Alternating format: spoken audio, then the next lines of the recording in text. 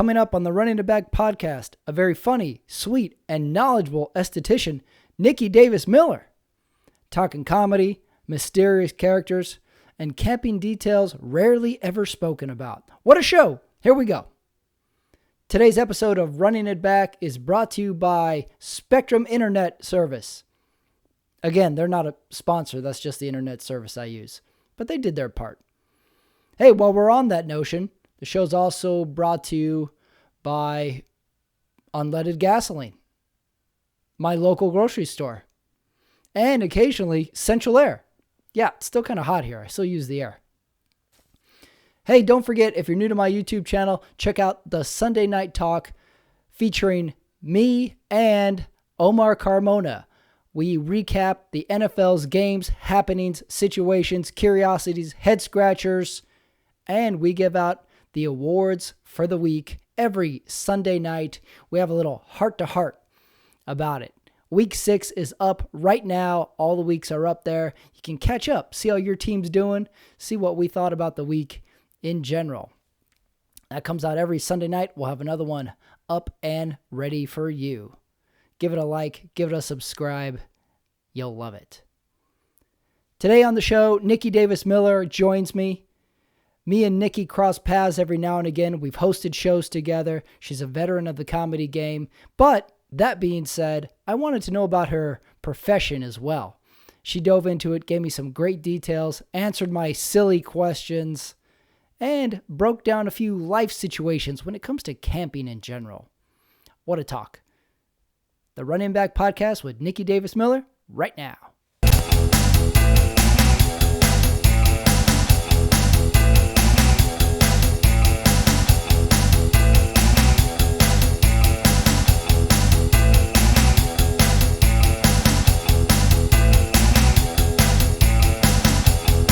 Okay, joining me on the screen today, Nicky Davis Miller. Nicky, I haven't seen you in a long time. How are you? I'm great. How are you doing?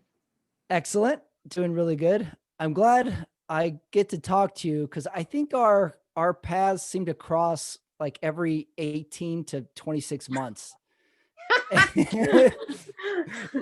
Last time I saw you, we did a New Year's Eve show together. You were the host. That's right.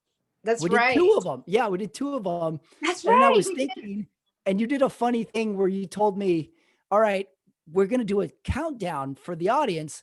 Just yell at me from off stage when it's getting close.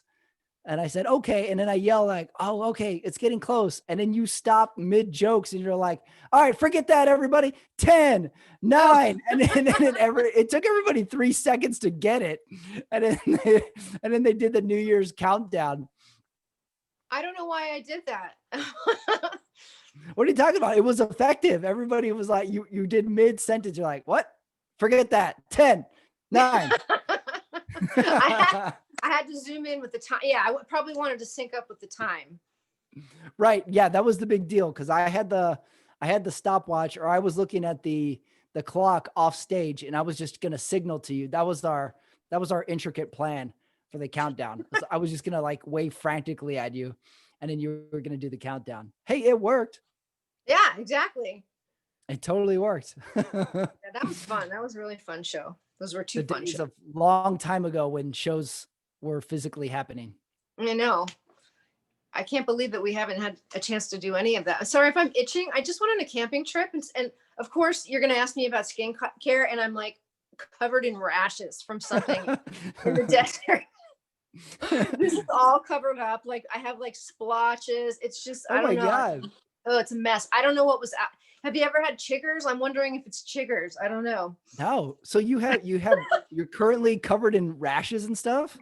I just have like weird little splotches of itchy rashes. And so like, if I occasionally start going like this, it's not because I'm a heroin addict. It's because I have some, I don't know if it was too dry. But yeah, I'm the only one that got it. So I don't know. How weird. Yeah, and you're right. I had all these skincare questions, and you have a rash. You're like a health professional that like is out of shape or something. Exactly. Like what to do. Hide my head in shame. Can we talk about something else? Where did you go camping? We were in desert I'm sorry, not desert. We were in what was the desert, but we were in Death Valley. Oh, were you really? Mm-hmm. This recently? How hot was it? Then we had a crazy hot week here. It was hot, but it wasn't like, I mean, it was like probably the top was like 95, but it's just fucking arid. It's so dry that when you walk out, like everything just feels like this instantly during the day. So pretty much everybody stays in their little cabins or whatever during the day, and then everybody comes out at night, but even then it's still dry. Sounds like fun. Oh my God, it was so much fun. We had a great time. A bunch of comedians went and just hung around and did stuff, walked on the road. I feel like everybody has a different version of what they define camping as these days. Sometimes camping has nothing to do with a tent, and sometimes it is really, really rustic. Yeah, they had tents, but I worked very hard not to get into the tent and to get the reservation moved around so it was in the cabin, because I don't like waking up. I'm too old to wake up in a tent at 7 a.m. Because the sun just instantly comes in and it's like, you're up now. Now you're up. You don't get to.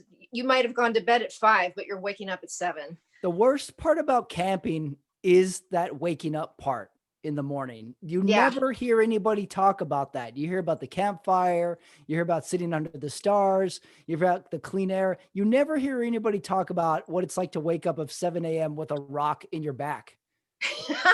That's exactly what it is too. No one ever says that. No one ever talks about that. It's just like no one ever tells you it's hard to have children or being pregnant or getting old or whatever the hell. No one, there needs to be a book of the stuff that no one ever told you. Put that camping and pregnancy at the top. That's a really good idea. I feel like you should write that right now. Yeah, we hear just good stuff about camping. I always like, as a kid, camping sounds like fun inherently, but I always never understood. You get to the campground, you set up the tent, you put your stuff out. Then I never knew what you did after that. Then it was like you just sat there and you waited for it to get dark. Well, it depends on who you're with. If you're with your family, yeah. If you're with your friends, then you might, have some drinks or other things. That's true.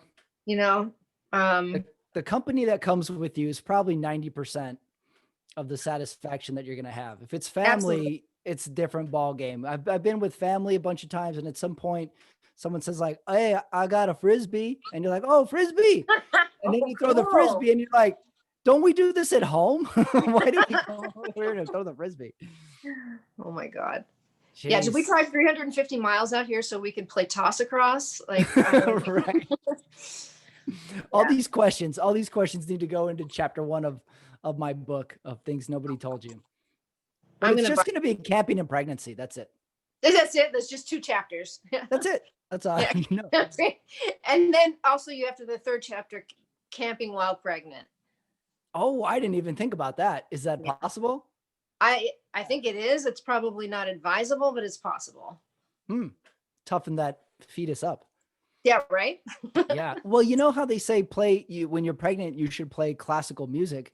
What about if you go camping while pregnant? I would think there might be some benefit there. Yeah, like maybe like the sound of wild animals rustling around your tent. Yeah. Waking up in a tent with a rock in your back in the morning. Yeah, right. Toughen the kid up. Exactly. I totally think so. Well, I met you a long time ago.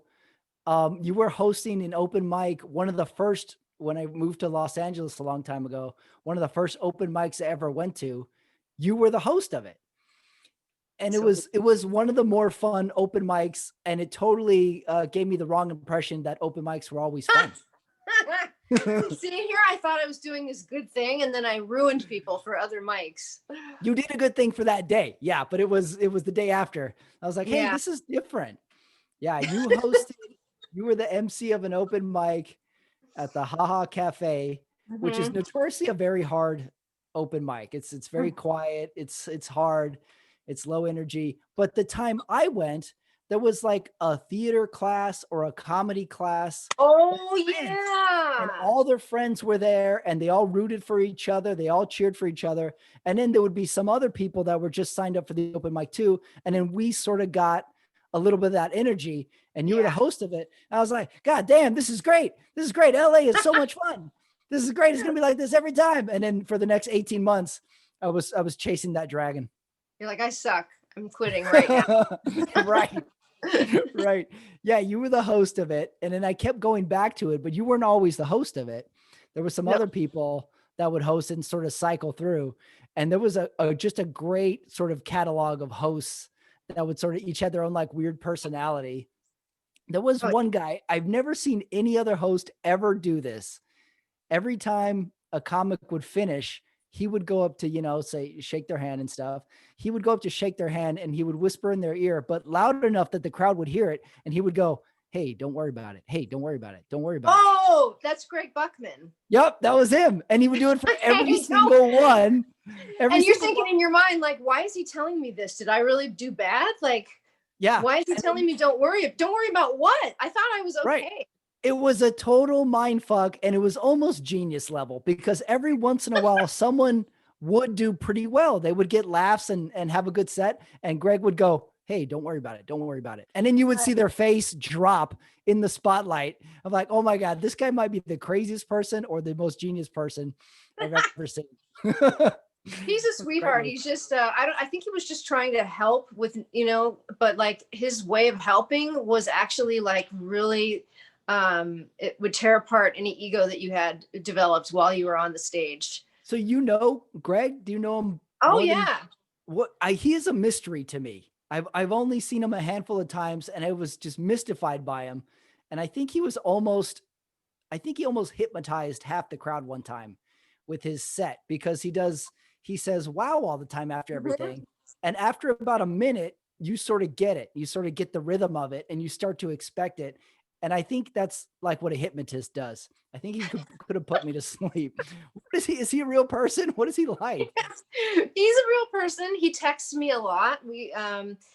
I'll get a lot of texts that say, "Hey, how you doing?" And then the next one is wow, wow, wow, wow, wow. And then, how you doing during COVID? And wow, wow, wow, wow, wow. So wow is it's just what he says. It's just his thing. And then somebody told him like, "Hey, you should keep saying it on stage." And so I think that already saying wow and somebody telling him to say wow, and then just sort of like melded into his personality. So now it's just wow as a part of his vernacular at all times. Huh. But he's such a sweetheart. He's a really, really, really awesome guy. And but yes, I know exactly what you're talking about. And I remember feeling like that too, because he was always so supportive. And then right as you get off, he'd be like, "Hey, don't worry about it." And I'm like, "Oh, what? What happened? Was it bad? I did poorly? Yeah, I did poorly." So I didn't know wow was in his personality before the stage. I didn't know it went from there to the stage. Yeah. I figured it'd been the other way around. It's so funny. For a while too, I could have done about 4 minutes of Greg's jokes because I knew it so well because I saw him all the time. And then a couple of my friends, we went to the same shows that he would host, and then we would start doing the wows to each other. We would say like, "Hey, Rick, what's going on? Wow. How you doing? Oh yeah, traffic. I was busy. Wow. Wow. Wow." We would just start doing it to each other. Like, "Hey man, it's hot today. Wow. Wow." It was part of our own conversation. You're giving me flashbacks right now, actually. Wow. Wow. Wow. Yeah. No, he's so great. He's such a wonderful person. Yeah, he really is. And he's sticking it out during COVID. So we do talk a lot. Like, I'll get like texts. He thinks I look like Elizabeth Montgomery from Bewitched. And so he'll send me a lot of texts that say like, "Hey, it's you. Wow." Yeah. I like that's full commitment to the wow. Oh, yeah, absolutely. I could not be more happier to know that this is fully part of his personality. Everything is a wow sandwich with him. Wow. Wow. It's contagious. It's super contagious. So you host a bunch of shows. I host a bunch of shows. How long have you done it for? It seems like you've done it consistently a long time. For stand-up, you mean? Yeah, start with stand-up.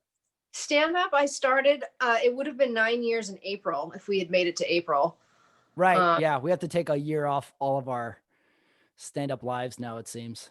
It's so funny because I made like a little thing for Instagram interviewing myself as if like I was, like another comic. Because whenever you ask comics how long they've been doing stand-up, they're like, "Well, I started when I was 12. But then I stopped when I was 13, and then my parents gave me like a class that I went to, and then I developed like 5 minutes of material, and then I was hanging out with Andy Kaufman.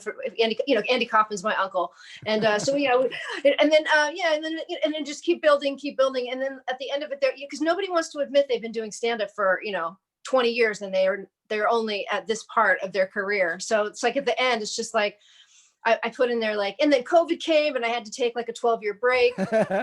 Not thinking that this was actually, I thought this was going to be like a month, 2 months, 3 months tops. I didn't think this was going to go this far. So yeah, it's pretty crazy. I actually was just listening to another podcast today, and they were saying that they thought that the cycle of, not to get off topic, but the cycle of viruses like that, like the flu viruses and pandemics, generally go about 18 months. So I don't know if that's, I heard that too.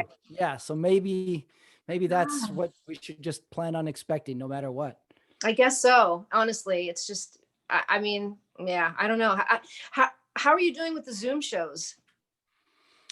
Zoom shows are, well, they're all we have really. And in thinking about California in general, I think we're going to be I think the goal is to be the last state to open up. I think that's California's goal. They're like, we're on the vanguard of entertainment industry, but in this regard, we're going the opposite way. Down. There's no need to go outside. Because a lot of my friends are doing some shows here and there around the country where their clubs are opened up in a modified way. I'm like, okay, it's getting back to normal at some other places slowly. But I tell them like, well, not here as far as clubs and comedy goes. Somebody, they're having them in parks and they're doing them on Zoom, and it's all we got. I don't think anybody likes it, but it's all we got. So it's all we got. There's a couple of really cool things going on that I used to host for Tammy Jo Deeren. I do still, but like I think right now she's got 2 other really good comedians that were hosting, sort of like I was kind of standby. But she's got that drive-in show going, and it's got like the drive-ins, right? Have you heard of like? They've got like the lineups are fucking out of this world. So if anybody's listening to this, definitely check out, just check out Tammy Jo Deeren. I'm not making anything from this at all, but like the show, Bill Burr is like on every show. Wow. So it's pretty awesome. But she's doing the drive-in shows. People stay in their cars and the people comics are loving it. Bert Kreischer has been on it. So many comics. It seems like he's done a lot. Yeah, he's out. He does. He has a new show out now too and stuff. And I get the feeling that he can't stand still for very long. Right. That's true. You stop those shows, he will not stop performing though. No, he's not stopping. No, he'll walk around and perform. That's exactly right. And then the Comedy Store, they opened up for a little bit, and you could do stand up in the window. And so I've gone a few times and gone up because my boyfriend's a regular, and so I'll just hang out and wait and see if someone will be like, hey, you want to go up? And I'm like, yeah, sure. So I'll do 10 minutes in the window, and then you're doing it to the patio. And I've gotten to do that a few times, but then then West Hollywood, they came and closed them down. They were going to do it in the parking lot on the side of the Comedy Store. And then West Hollywood came by and they're like, you can't do that. So then they came back, and I guess they closed everything down, and then they started doing the window again. And they're like, all right, we're going to turn our heads. We're going to not see what you're doing, but the parking lot, I think, is still off limits, which is weird because the comics are going to be behind glass or a shield of some sort. So, I don't know what the difference is, because they're all sitting in the patio anyway, having drinks. Right. Yeah. How is that different than an outdoor? How is that different? Yeah, it isn't. We got glass. We have a built-in barrier. Yeah. I think reason and logic kind of sailed maybe about 6 months ago, where it's like, all right, we'll do it behind glass. Everybody will be distanced outside. Like, yeah, it sounds. Wait a second. No, we don't like it. We don't like it. People aren't distancing. They're going out there and they're having drinks and they're getting excited, and then they forget. And there's been times I forget, like I'll just walk up to somebody and then I'll be like, oh shit. And then put my mask on. I'm like, I'm so sorry. And they're like, oh my God, me too. And it's just because you're so, and comics are so touchy feely anyways. It seems like we all we always hug, even the people you don't like, you're hugging. So, everybody says hello. Everybody's like any sort of restaurant kind of atmosphere. You're being social. I had an idea as far as masks go with my mask innovation. Remember when you were a kid in school and say like someone farted and you pulled your shirt over your face and you were like, Yeah. oh no, shields. We should start making shirts with extra material built into the shirt so you can just pull it up over your nose or mouth whenever you want. And then that way it just hangs on your shirt Oh, and I you're like never that. without your mask. You should. Yeah. You're full of great ideas Yeah, today. that in my book. Yeah, my Yeah. built-in shirt mask. Yeah, I had that one, and then I had the other idea. People who walk around with the AirPods in their ears. What if we had a mask that sort of was already the shape, but it had two magnets, and it just snapped into your AirPods in your ears, and then that way it would just snap on whenever you want. And I was like, that was my other idea. So you have to bolt the things into your actual, like the cartilage of your ears. I didn't think about that, but that might be more secure. Yes, there will be stapling involved. Great. I'll keep in mind for But that. just plan on this never going away. So why not just integrate it into your skin? I say. Exactly. That's funny. I think we're almost there. We're almost at that Yeah, point. we're almost there. Every prediction we've made this last year has not come true anyway. So why we just embrace that it's going to be crazy for a long time. So insane. Jeez, Yeah. unbelievable. Well, I Um, was wondering about hosting. Do you have a hosting style? I've seen you host a bunch of times. How do you approach the hosting? I've done it a bunch, and anyone who says that hosting is easy does not host shows because I find it very difficult. I hated hosting when I first started. I hosted a show at the Haha once, and for years after that, I was like, "Fuck that! I am not hosting again. That was horrible." But it's a whole different animal because you can't just walk up there and start doing your material. You have to, like, at least for me, I feel like I have to engage everyone in the room, and especially in a cool room like you and I've worked in the Yoo-Hoo room. Everyone's right there, so you kind of have to address that, like, this dude's sitting next to that lady and that lady's with her blah blah blah or whatever, and then we're all sort of, that's what I like to do, is kind of bring everybody together so that when You the do, comics yeah, start you do coming up, converse with everybody quite a bit. It gets them I like engaged to. pretty quickly. It seems to work really well. See, and the only downside to that is if you get a headliner that doesn't want you to do that, if they do a lot of crowd work, but I haven't run into that very often. Hmm. And then they're like, don't do crowd work because you're gonna give away everything that I could possibly be doing. But so far it's worked for me to Yeah. just include everybody and make fun of everybody in the room, including myself, and whoever's doing the music as well. Um, Hmm. and yeah, I guess that's probably my hosting style. It's just, I like to think of it as a party in a way. Like, okay, I'm the host. Everybody sit down, get your drinks. We're gonna have a really good time, and then we're all going to acknowledge after each comic that something really silly happened, or something's happening in the room, or hey, I just had this thought Hmm. about you guys, or whatever. Yeah, it's a good point. It's the hardest, it's the most calories you can burn because your brain really never can turn off when you're hosting. No, You come off the stage, you introduce the comic, and then you're just thinking, all right, what am I going to say when I come back up? Is there anything like exactly. this? I got to remember how to bring up the next person. Yeah, you spend a lot of kind of mental calories during the 90 minutes doing it too. And also, like with hosting, if there's any sort of flaw or anything in your conversation or with your demeanor, the crowd will find it. If you say accidentally for the second time in a row, how's everybody doing tonight? They will say, you already That's asked us that. right. Yeah. That's very, very true. Yeah, I I think said one time to a crowd, you guys having a good time? And then the person in the front said, no. You're No. like, sorry I asked. Right. And then I felt bad. I lost. I was like, oh, I lost these guys. Oh my God. It's No, tricky.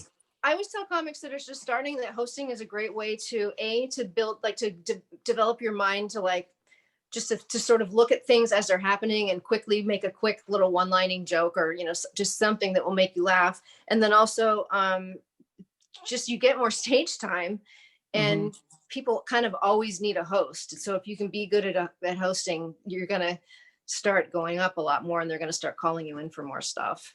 Yeah, you do get the most stage time. If you think about it, you just add up the minutes, you are getting triple what everybody else is getting. And you're getting this great kind of exercise of thinking out loud all the time. Yeah, exactly. That's a really good point. Thinking out loud. Yeah. Like, I remember standing next Hmm. to you, and you and I would be like watching a comic, and then you'd lean over and be like, yeah, you got to say something about that guy's toes. And I'll be like, oh yeah, totally. I totally want to say that. And then you go Yeah. up there and you be like, hey, everybody, did you guys notice that guy's toes were really weird? And everybody laughs because that's hilarious. And then, yeah, that's pretty much it. I think the second part of the hosting, because I've done it with usually where you have not a partner, but someone does the sound or the tech. And if you have a good team, that makes it go a long way too, where you sort of like, hey, this guy looks like this, or like, keep it going for such and such. And you have a little thing. And then the second part is the person who does the music can sometimes steal a lot of laughs too. Someone who brings them up to a funny song or Right. I did one of these interviews with the guy who does sound at the Improv, and he was like, my biggest laugh was this song after this guy referenced this. It got the biggest laugh of the night. And he had a top 10 of go-to songs. Like, if this person has red hair, then I play this song. If this person brings up board games, he had a whole little catalog in his head. His little brain was a computer of songs to play people off to. I used to do that at the haha. Sometimes if it were casual enough, I would wait for the comic to go, to do their act. And then I would Google, whatever, just type something in that they said. And then hopefully there might be a song that relates to that. And if there wasn't, there wasn't, but sometimes there was. I know what you're saying. You were great at that. And I always enjoyed when you were, I knew things were going to go well when Patrick was on. Yeah, we've done it. We've done the Yoo-Hoo Room a few times, and we can work it out pretty smooth without any preparation either. We just show up there like 10 minutes before. I'm like, all right, let's roll. I do have go-tos though. If anybody has any masturbation references, I play I Touch Myself by Nancy Sinatra. That's oh yeah.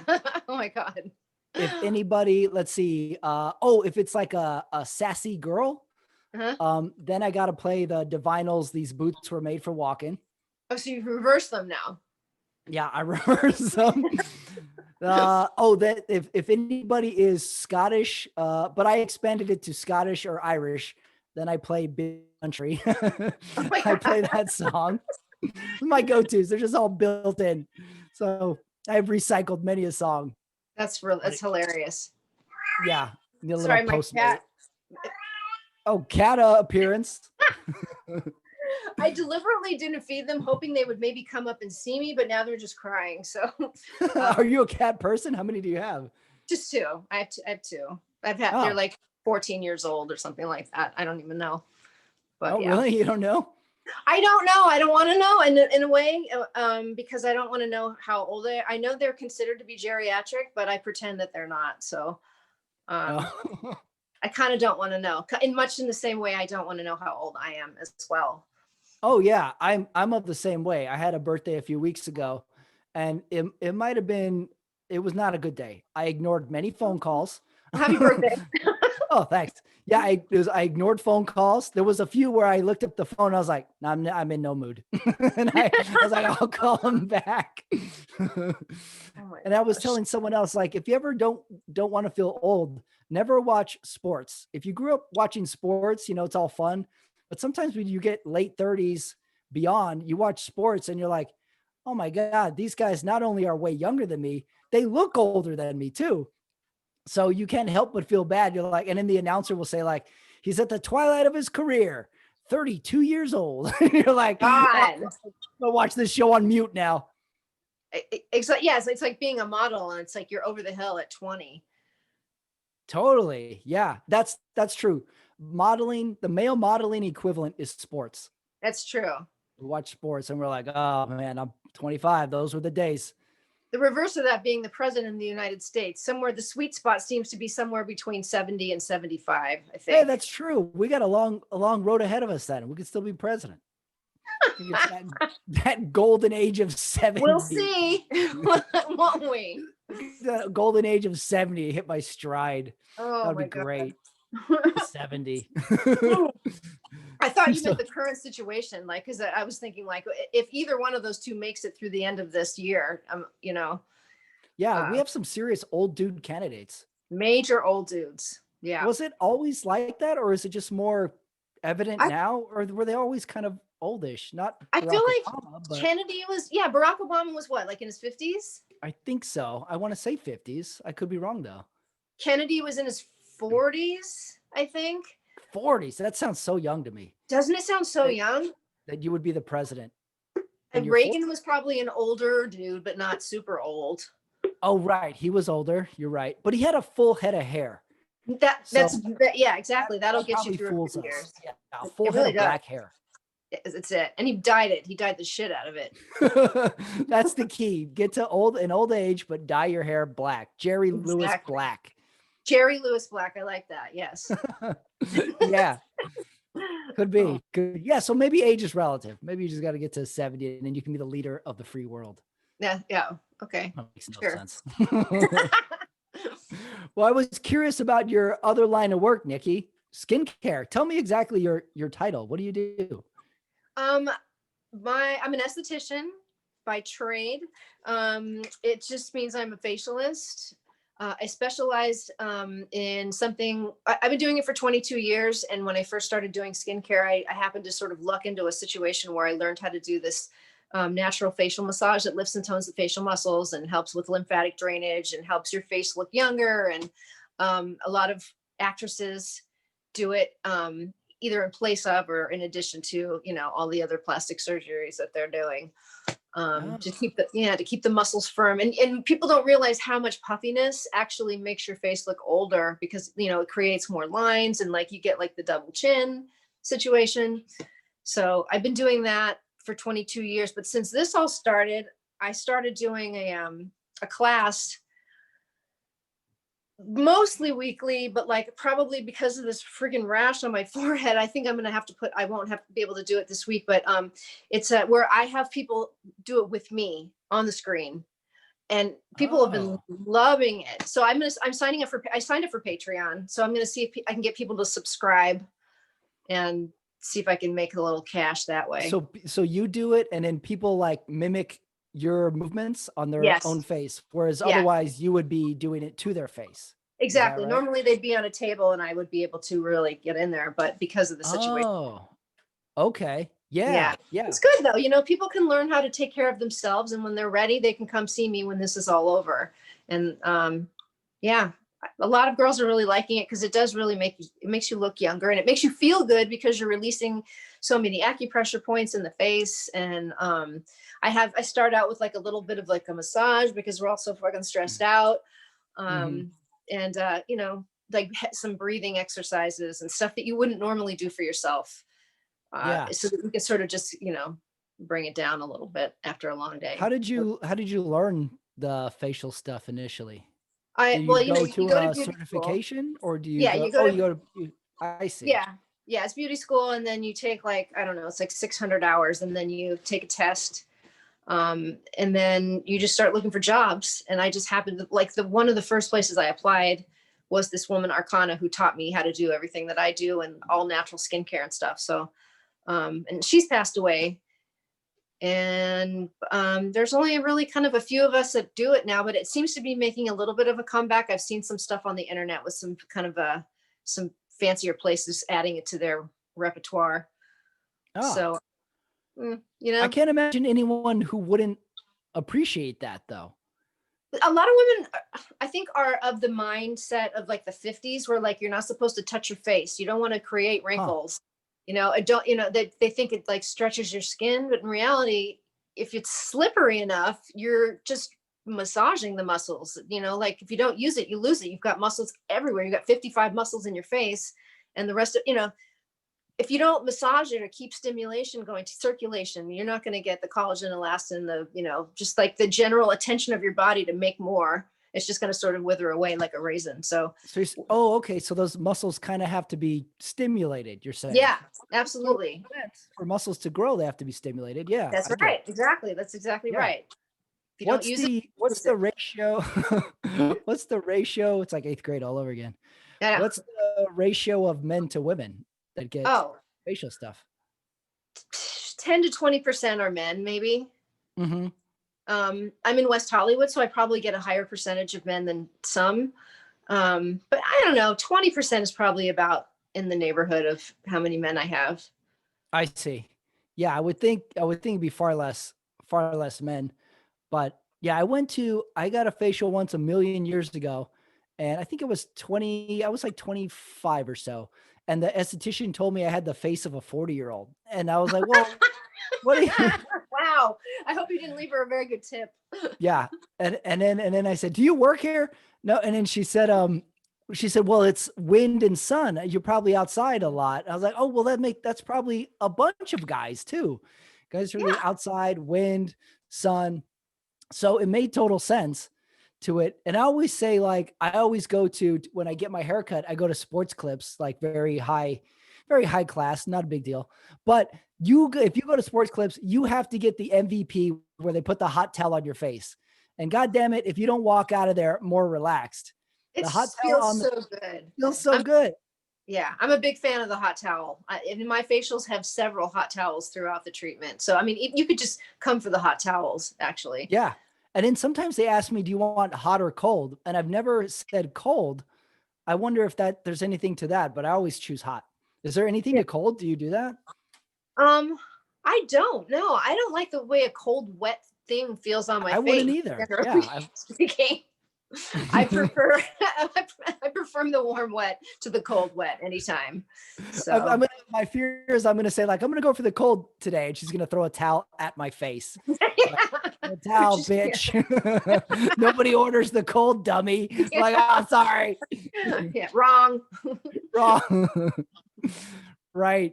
Yeah. All right. Well, that's good to know. What's the process to say having good skin? I mean, it's multifaceted, Patrick. You know, it definitely is what you put inside your body. It's probably 75% of what your skin looks like is what you eat, and you know, the amount of your water, and also you want to stay out of the sun if you're really like looking to not have like spots and aging. And you know, some products are, you know, it's helpful to exfoliate. I mean, these are just, you know, sort of basic things that everybody probably kind of knows. Yeah, I mean, I tell people it's really, a lot of times the breakouts that people get are from things that are going on inside their body. So like if they're breaking out in different areas of their face, like if they've got breakouts here, I would say, okay, you've got digestive stuff going on. If you know you're breaking out here, this is like a colon ish, you know, like if you're here, really? This is like, yeah, yeah, if you've got pimples right here, it's like, oh, are you ovulating? Is it an area of period? And like, oh yeah, it is actually. Really? I might have been ovulated when I was 14. You probably were ovulating, and that's probably why she said that. That was what was going on. Nobody told me that. You blew it. Yeah. Is that like, isn't there a similar sort of line of thought with the foot and reflexology? Exactly. With all digestive? of your extremities. Yeah, all of your extremities. Oh, it's all the extremities. Huh. Yep, your hands, your feet. If you think about your ear, I always tell this as an upside down fetus, right? So you've got the head here, and then you go down. So like when I do acupressure massage on the ears, and it will make you, if you can't fall asleep at night, this is a great tip to do to yourself. You just start working on your ears. I'm just going to do one. And then you just keep going down and pinching that sort of like that fold. And this is like your neck and shoulders, down your spine. And you'll feel little spots. And a lot of times I'll feel like a thick area on someone's ear. And I'll go, do you have lower back problems? And they'll be like, yeah, I do. And it's like, okay, I can feel it in your ear.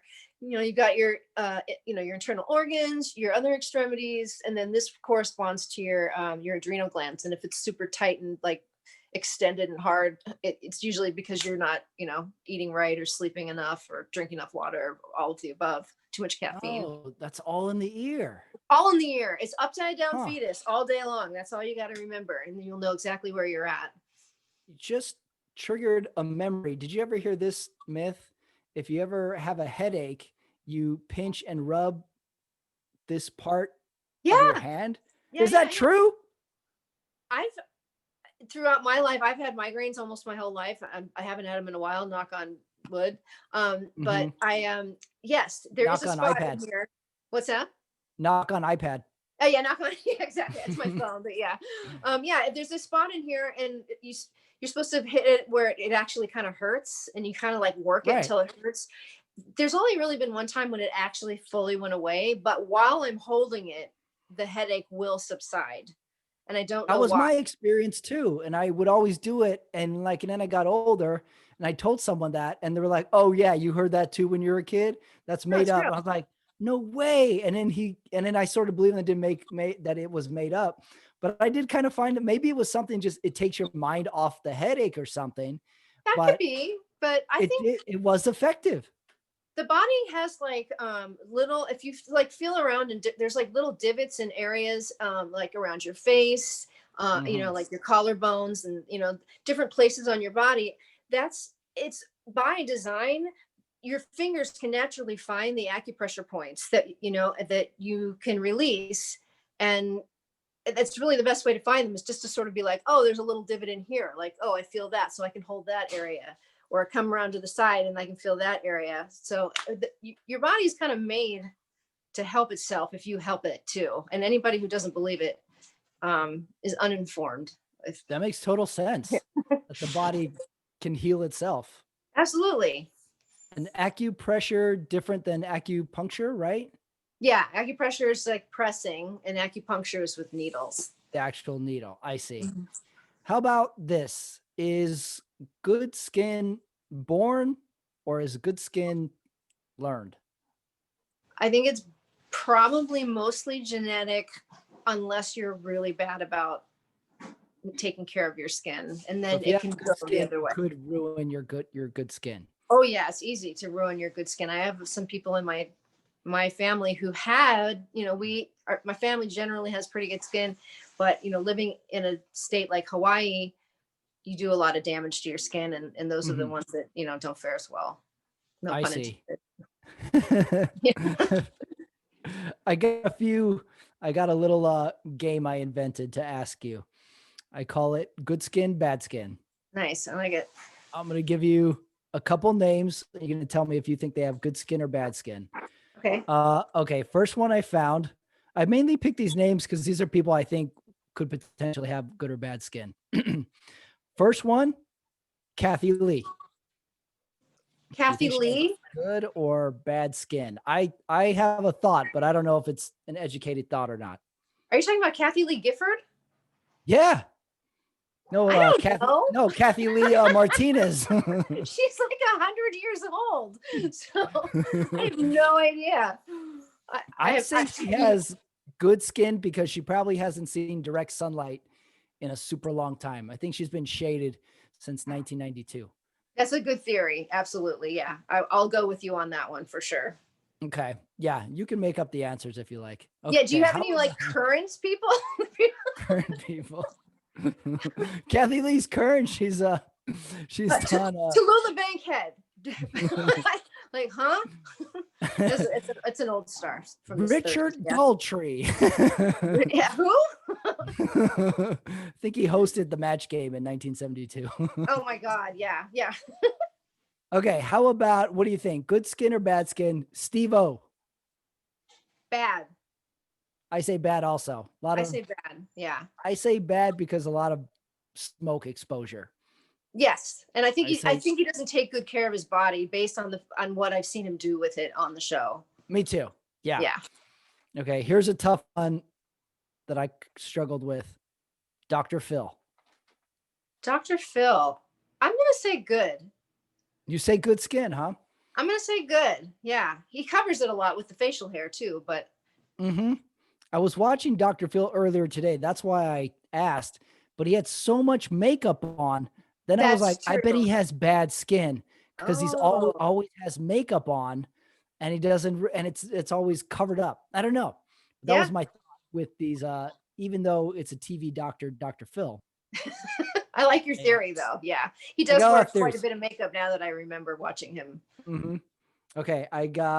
Let's see. Okay. 2 more. Okay. Prince Harry. You think Prince Harry has good skin or bad skin?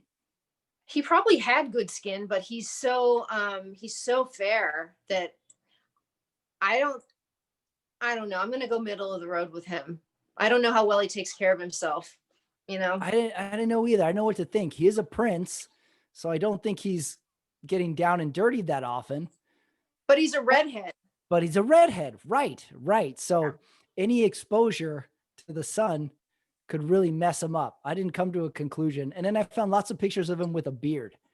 And I was thinking maybe he grows the beard to get coverage. Yeah, probably. Are you saying like in terms of like breakouts, or in terms of like just like wrinkles or overall skin quality? I would say overall, say like Okay. some Okay. cracking, some moisturizer need He's to it. probably got a team of people that help him with his face, I would think, because Oh, he's I on didn't think camera about the so team. often. Yeah. Yeah, I didn't think about the team. That's right. They wouldn't let him have bad skin. No, he's got a PR person, I'm sure, and he gets, Mm-hmm. he gets free samples all the time. Yeah. Okay, I got last one. All right.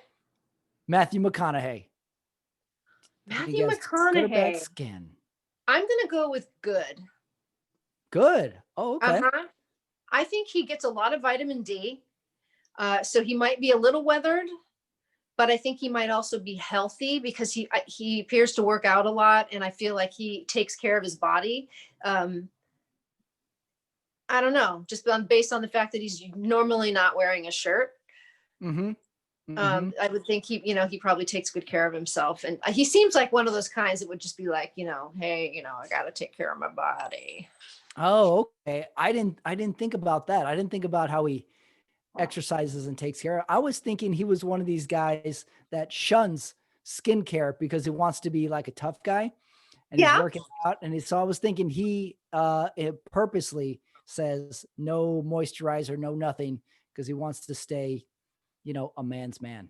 I think he probably doesn't use a lot of skincare. I think I agree with you on that, but I think that he just sometimes less is more.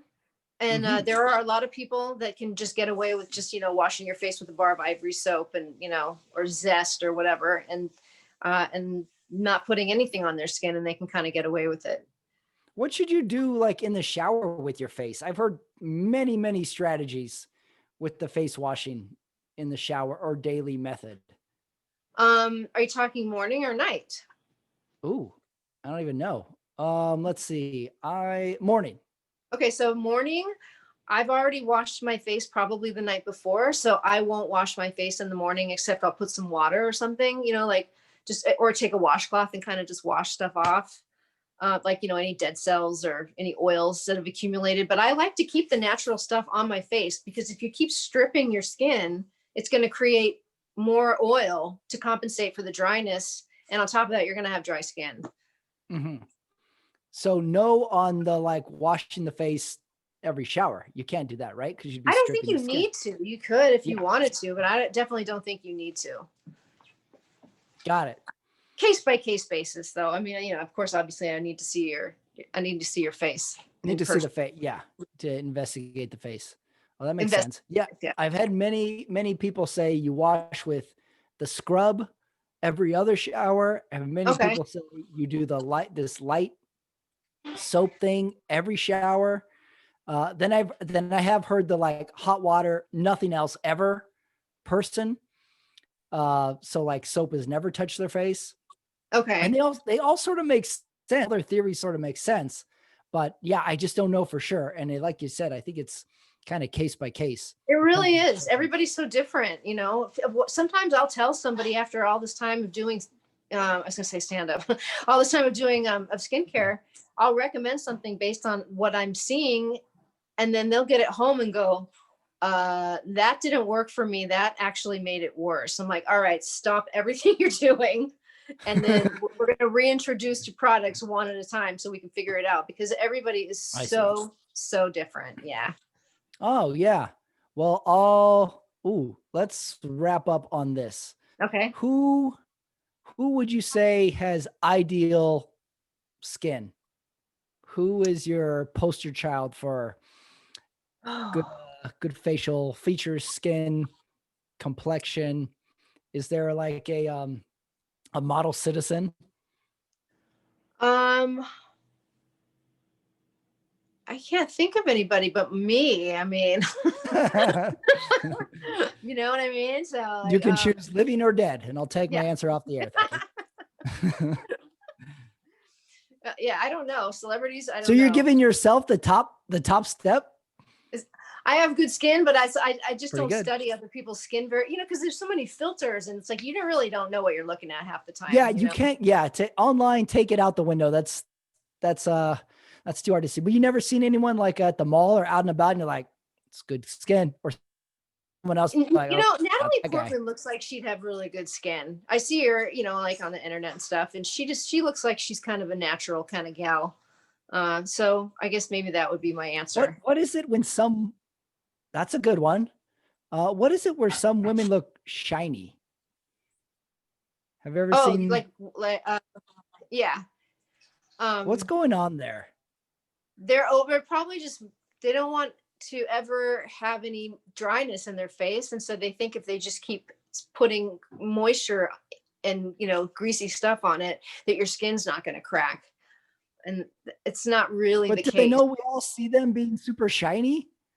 Yes. I think they do, and they don't care. They like it. Maybe they like it. Whitney Cummings has addressed that many times. Yeah, people are always calling her out shiny. on how shiny her face is. Yeah, and she knows it. It's not like she doesn't know. She's definitely out there and in the world, knowing that she's aglow. Yeah. I had a job once, and we had a customer come in, and she was always shiny, to the point where like, oh yeah, here she comes. Like everybody knew she was shined up. Yeah, she's walking around in her own like skincare treatment. Yeah. I had a theory going for a while. She like went into the car and it was like a spray. She'd like spray herself and get a little extra shiny and then come back in. Yeah, that was my theory. I didn't know what women do. I really don't know what women do 98% of the time. It's probably best. I don't think you don't want to know, honestly. Right. Keep it a mystery. Keep it a mystery. Yeah. A little less history, more mystery. That's right. Exactly. Yeah. Well, that was excellent. Thanks for coaching me up on skin, Greg Buckman. Mm-hmm. and parking lot Zooms. Camping and rashes. We covered a lot of topics today. Yeah. Thanks, Nikki. My pleasure. Thanks for having me. That is it. That is the show for this week. Everybody, Running It Back with Patrick Ramirez. I want to thank my guest, Nicky Davis Miller, for joining me on the screen this week. Did you ever think you were going to get that kind of information? Did you honestly think that? Skincare, camping, comedy. Wow. We covered some ground in there. Hey, don't forget to check out the Sunday Night Talk, Sunday nights with me and Omar Carmona, NFL Talk, and beyond. Another great show. Sunday Night Talk comes out Sundays. Next week, another episode of Running It Back with yet another guest. Got a great theme for next week. I'm not going to say it yet. I'll give you a hint though. It's kind of seasonal. You get it. Thank you, everybody. See you next time.